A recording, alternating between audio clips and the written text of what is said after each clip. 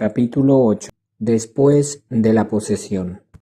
No es fácil expulsar al demonio, porque tiene una inventiva infinita, y es muy inteligente en espíritu puro. Tiene capacidades notables, y éstas, unidas a su separación de Dios, lo hacen un adversario en verdad temible. Ciertamente, no podrá nunca tener la ventaja total, pues su fuerza viene de la separación de Dios, y sin Dios nadie puede vencer.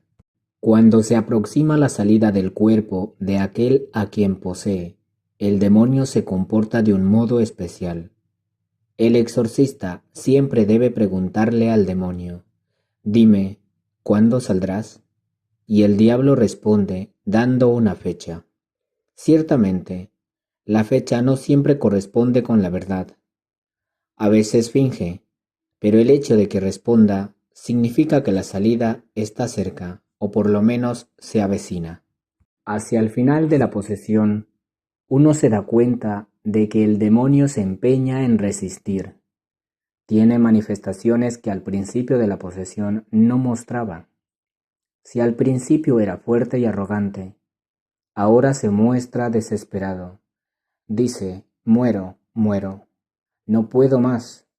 Basta ya, así me estás matando». Los curas son asesinos, verdugos y frases similares, mientras que al comienzo decía: «No tienes ningún poder contra mí, no vales nada, no me vencerás». Ahora, por el contrario, finalmente reconoce que ha sido vencido. En todo caso, las frases más desesperadas tienen también la intención de desanimar al exorcista. Así puede seguir repitiendo que está derrotado, pero no sale. Entonces el exorcista puede desanimarse y decir: «¿Pero cómo? Me dice que lo he vencido, pero no se va». El exorcista puede desanimarse porque esta fase final puede durar meses o incluso años. Un día un demonio le dijo al padre Cándido: «Pero, ¿tú crees que yo no saldría si tuviese la certeza de que estaría mejor en el infierno que aquí?».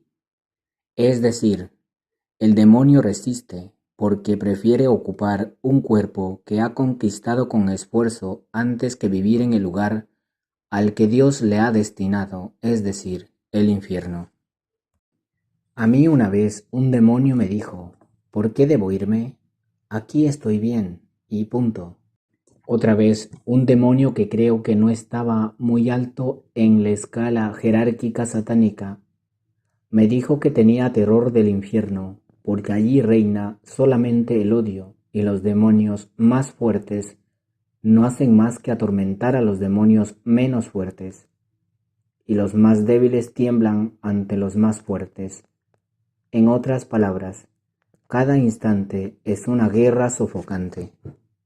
Muchas veces, el demonio intenta comunicar a las personas poseídas sus sentimientos. Dice: «Basta, no puedo más con los exorcismos». Pero eso también es un truco. Sabe que está acabado y, declarándolo, espera que el poseído ya no se someta más a los exorcismos. En esencia, todos estos son trucos para evitar nuevos exorcismos y la expulsión.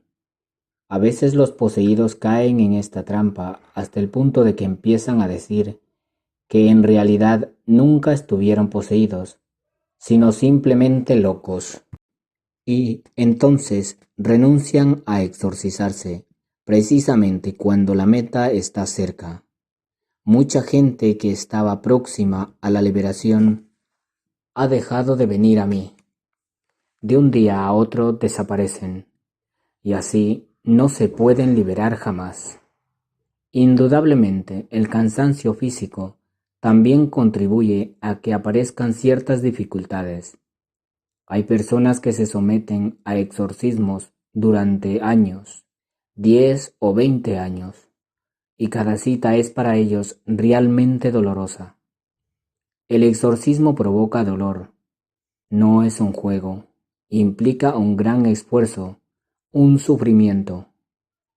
Muchas veces, quien vive un exorcismo se siente mejor, pero en todo caso es un largo sufrimiento.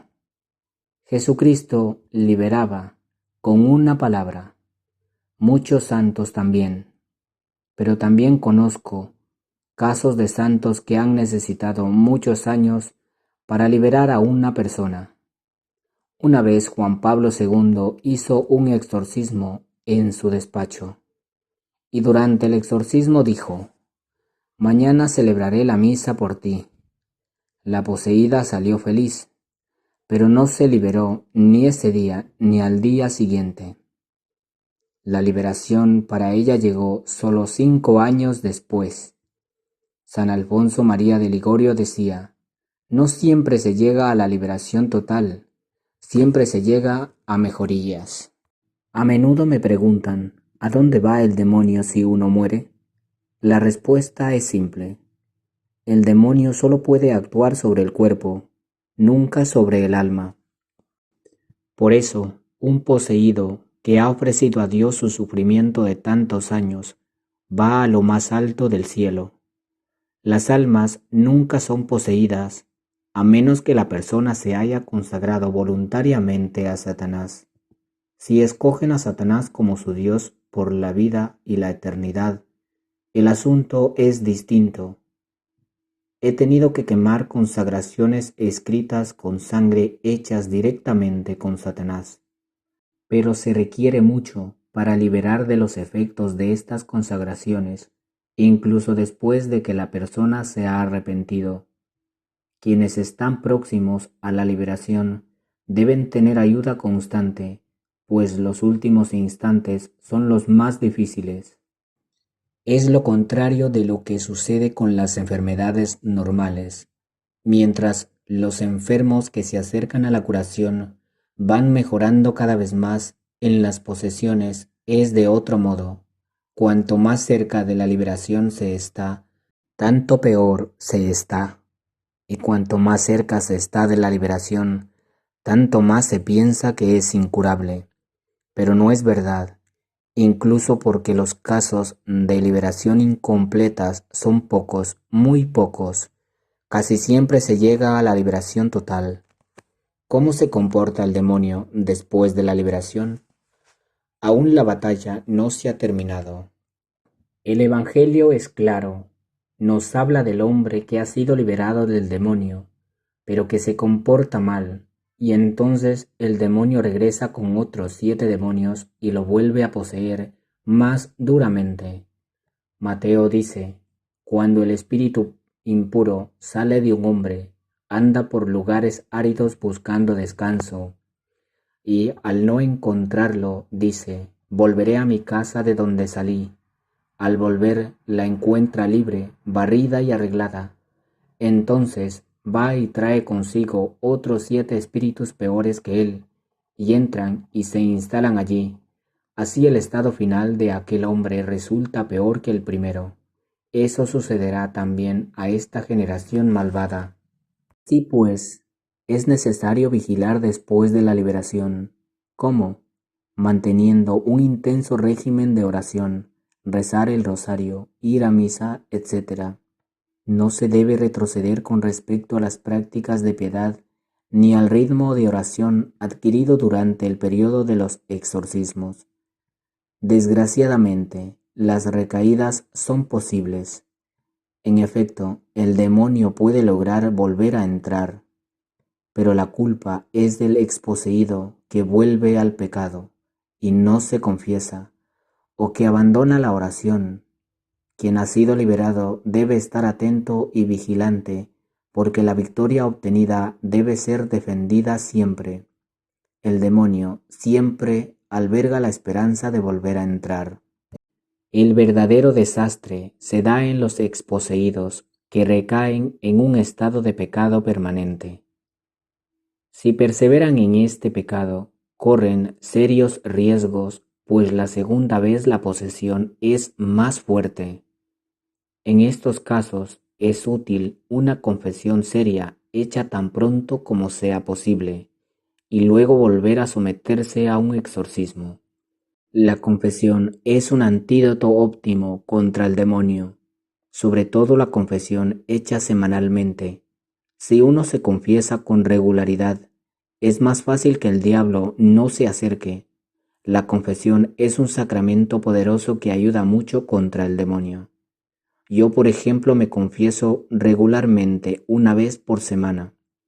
El Concilio Vaticano II aconseja la confesión cada 15 días. Yo prefiero la semanal, porque es más fácil ir todas las semanas siempre el mismo día.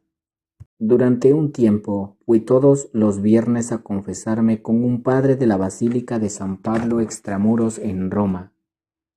A veces este sacerdote ya anciano estaba mal y no bajaba a la basílica. Entonces yo subía a su casa y me confesaba a los pies de su lecho. Un día me dio una lección. Yo tenía que confesar un arrebato de impaciencia y falta de caridad. Después de escuchar mis pecados, me dijo: «Excúseme, padre, usted se ha confesado de estas cosas también el viernes pasado, hace 2 viernes y también hace 3. ¿De verdad está arrepentido?». Esa fue la lección. Muchas veces nos confesamos, pero no nos arrepentimos verdaderamente. Esto significa que no basta la confesión, es necesario hacer una confesión con verdadero arrepentimiento, pues la confesión debe ser una verdadera conversión. El Padre Pío lo decía siempre. Durante muchos años asistí a sus misas y a confesarme con él. Él quería que la confesión fuese realmente una confesión, y a todos les pedía un cambio de vida. Tanto es así que a una tercera parte de las personas que se confesaban con él les negó la absolución, pues quería un verdadero arrepentimiento. Recuerdo muchísimos fieles que salieron del confesionario del Padre Pío sin la absolución. Pero, ¿por qué actuaba así? Él mismo lo dijo: «Si no hago esto, no cambian. La confesión no les sirve para nada». ¿Por qué me he extendido en la confesión? Lo repito, porque después de la posesión es necesario estar atentos y vigilantes con la oración y con el sacramento de la confesión.